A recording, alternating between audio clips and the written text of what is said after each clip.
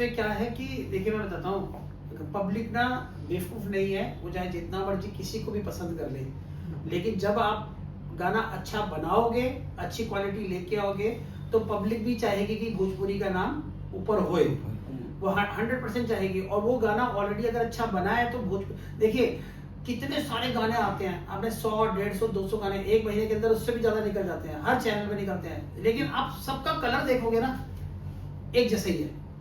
आप कुछ भी मैच करोगे, सब पवन जी का गाना मैच करोगे या आप किसी छोटे सिंगर का, आप मुझे बताओ कि पवन जी और उस सिंगर को हटा के वो गाने को आप देखोगे ना, आप बोलोगे ये तो एक ही जैसा लग रहा है। तो मोस्ट ऑफ द जितनी भी आप सॉन्ग्स देख रहे हो वो सब एक जैसे हैं और एक जैसी शूट हो रहे हैं, एक ही जैसा कैमरा यूज कर रहे हैं, एक ही जैसी चीजें यूज कर रहे हैं। इनफैक्ट राहुल ने भी कितने सारे गानों में काम किया हुआ है, लेकिन ये खुद भी लड़ता है, वो बोलता है, ये खुद भी परेशान रहता है, बोलता है यार ना लाइटिंग लेते हो ना कुछ लेते हो, और मुझे कहते हो कि भैया बना दो आप उसको, इतना बड़ा गाना, बोलता कहाँ से बनाऊंगा मैं, कहाँ से काम करूंगा। तो इसके अंदर राहुल ने ही लाइटें डिसाइड करी है कि मुझे कितनी लाइटें चाहिए, इसमें ही इसने डिसाइड किया कि क्या क्या सेट होना है, क्या क्या होना है, इसीलिए सेट करके पूरा बढ़िया से सेट करके दिया और हमने उसके ऊपर सारा कुछ अच्छे से उसको परोस दिया। राहुल जी, लास्ट क्वेश्चन आपसे।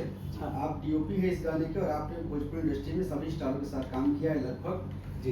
ऐसा माना जाता है कि जो कैमरामैन देखता है वही ऑडियंस देखती है, सबसे पहले आप ही वो चीज देखते हैं और आपकी आंख से सब कुछ पास होता है, तो कैसा रहा इस गाने का एक्सपीरियंस आपका? सच बताऊं तो मुझे कभी लगा नहीं था कि भोजपुरी में इतना बड़ा गाना भी शूट होगा या फिर इतना लाइटों का बजट मिलेगा, या मुझे ऐसा भी नहीं लगा था कि मतलब जो चीज़ मैं मांग लूँगा वो मुझे मिल जाएगा अकॉर्डिंग टू जब हम सिचुएशनली डिमांड आती है कि सेट ऐसा होगा तो मैं बोलता हूँ सेट होगा तो ऐसा यार ठीक है, उसके अलावा मुझे लाइटें ये चाहिए होंगी, अब इसके अलावा ये प्रॉप चाहिए होगा, ये फोरग्राउंड होना चाहिए, ये बैकग्राउंड होना चाहिए, तो अकॉर्डिंग उसके हमें कुछ मिलता नहीं है।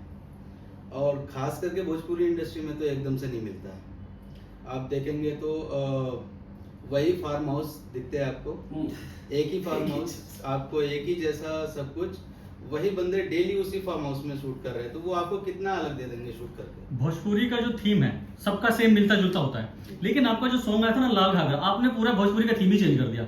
इस टाइम भोजपुरी वाले बौखलाए हुए हैं कि इस लेवल पे करना है और ऐसा करना है तो कैसे करना। लाल घाघरा में ना बेसिकली क्या है, लाल घाघरा को वो मेरा पहला गाना था भोजपुरी। जी जी।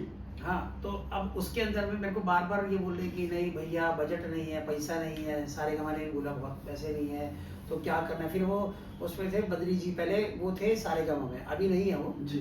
तो पहले थे वो, तो उन्होंने बोला कि सूरज यार मेरे को तो अलग चाहिए।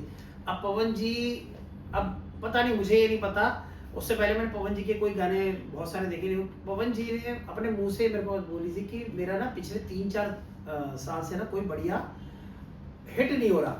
आप देखना, नोट करना, लाल घाघरा से 3 साल पीछे तक आप जाना कि उनका बहुत कोई हिट नहीं होता। एक आया था गाना कोई मोहब्बत गुजरा कुछ इसका, वो 45 मिनट में जाके रुक चुका था, तो उन्होंने बोला कुछ बढ़िया नहीं आ रहा। तो मैंने उनको ये बोला, मैंने कहा लॉलीपॉप के बाद में ना आपका जो गाना चलेगा वो ये होगा। तो ये गाना शूट करने से पहले ही मैंने उनको बता दिया था। पहले कहते ये गाना कैसे हो जाएगा, मैंने कहा ये गाना, कई लोगों ने बोला अरे लाल घाघरा क्या होता है यार, क्यों ही आप बना रहे हो, क्यों कर रहे हो।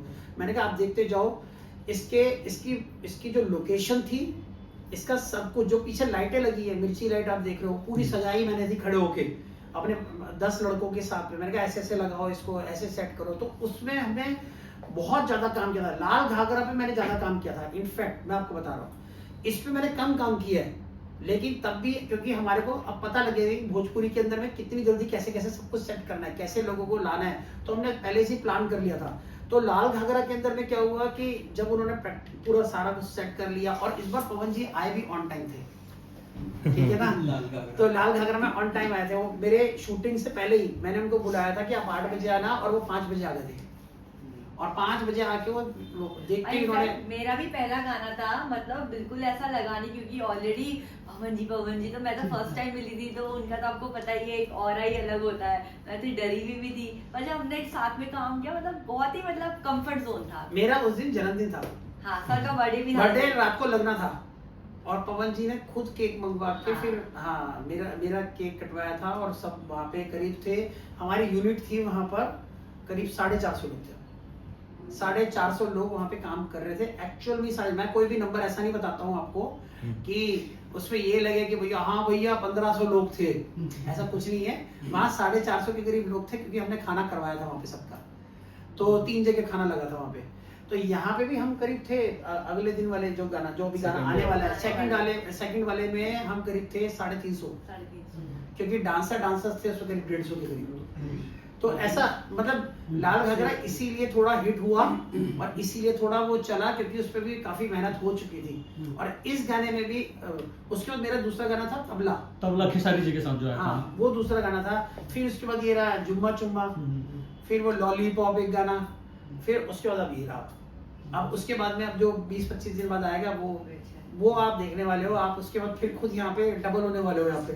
चलिए सर, बहुत बहुत धन्यवाद सर। और आपका गाना काफी हिट हो और सुपर हिट हो। बहुत बहुत शुभकामनाएं हम सब लोग। थैंक यू सो मच, धन्यवाद। Thank you so much. आप सब लोग आए और हमारे को सहन किया।